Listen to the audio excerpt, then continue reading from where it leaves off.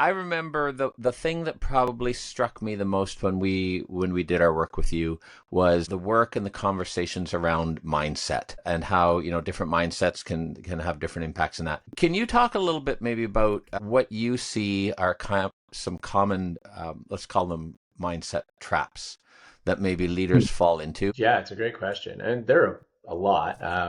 I'll start with a few that come to mind. One is the way we think about mental health, and that we've been almost conditioned to think about mental health as the kind of thing that we react to when we're in crisis and ignore the rest of the time, which isn't the way we need to be thinking about this. If you think about mental health like you think about physical health, so many of us, especially in leadership positions where we're leaders, we want to be high performers, we lead high performers and people like this.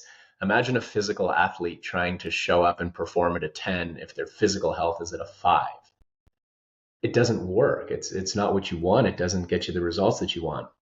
It's our mental health, because it touches so many parts of our lives, really every part of our life, from how we think and make decisions and behave, how we feel, our relationships, how we perform, definitely how we lead. And I could go on and on here. It's even more important than our physical health.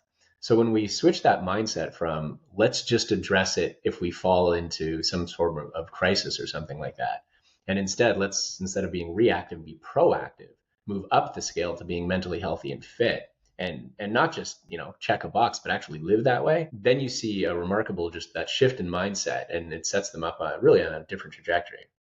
That's one you see a lot. Another one that people fall into is thinking that your mental health and well-being is something you can check off with like a lunch and learn or a one-off. And again, like imagine trying to master physical health in a lunch and learn. That makes no sense, right? You wouldn't exercise once and say, I'm done, I'm healthy now. It's a practice, it's a lifestyle. So those are a couple of huge shifts just when it comes to mental health.